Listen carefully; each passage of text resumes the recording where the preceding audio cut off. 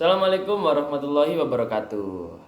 Ya, perkenalkan saya Beni Febriansyah, mahasiswa dari kelas Pak Rudi Sunoko, mata kuliah Sistem Kendali. Untuk kelasnya dari kelas F. Di sini saya akan menjelaskan mengenai jawaban dari kuis Sistem Kendali. Yang pertama di soal nomor 1 ada klasifikasi sistem kendali. Di poin A, berikan sedikit penjelasan mengenai sistem kendali, waktu kontinu dan waktu diskrit.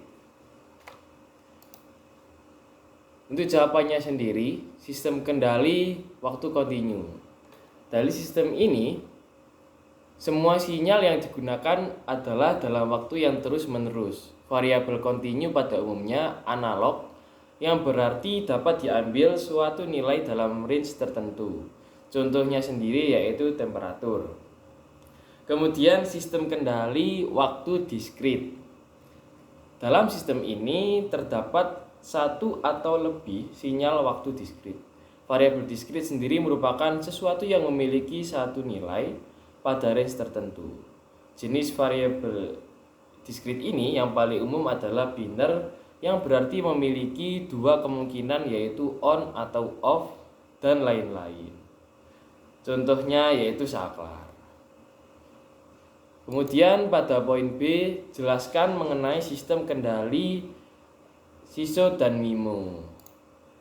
Nah, SISO, SISO, single input, single output. Sistem ini menggunakan satu antena untuk mentransmisi dan menerima sinyal. Biasanya digunakan pada radio, satelit, GSM, dan CDMA sistem. Kemudian MIMO, MIMO, multiple input, multiple output. Dalam sistem MIMO ini, beberapa antena digunakan untuk transmisi dan penerimaan.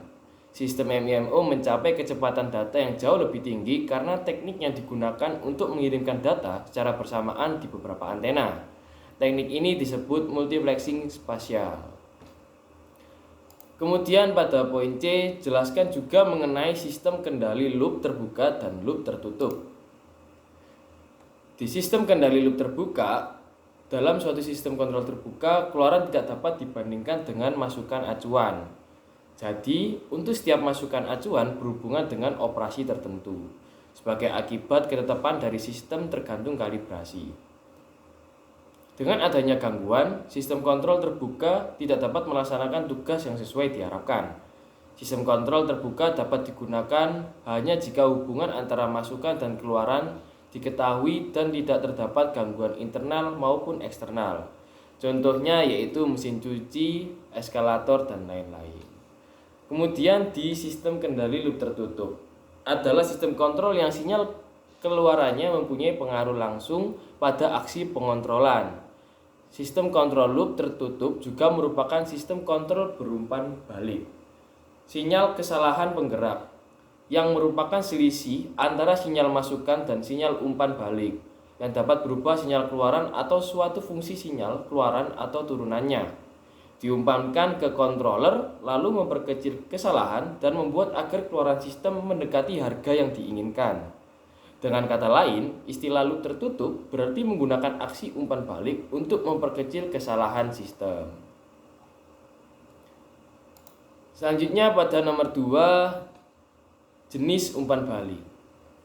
Pada poin A, jelaskan mengenai umpan balik positif, di mana umpan balik positif menambahkan masukan referensi RS dan keluaran umpan balik, sehingga bila dalam rumus fungsinya yaitu T sama dengan G per 1 min GH.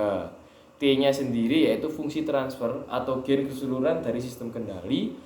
G-nya yaitu gain loop terbuka yang merupakan fungsi frekuensi. Hanya gain dari jalur umpan balik yang merupakan fungsi frekuensi. Pada poin B, jelaskan mengenai umpan balik negatif.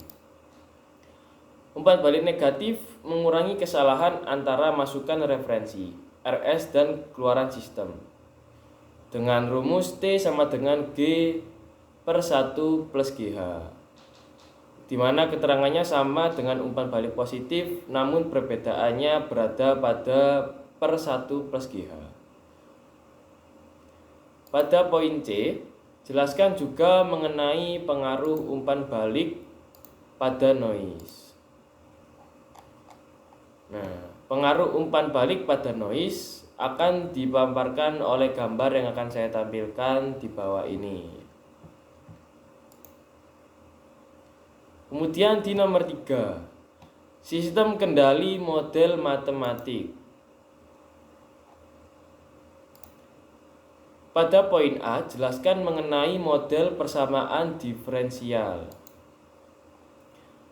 Mode persamaan diferensial merupakan mode matematis domain waktu dari sistem kendali. Contohnya seperti pada rangkaian RLC seperti ini yang akan saya tampilkan.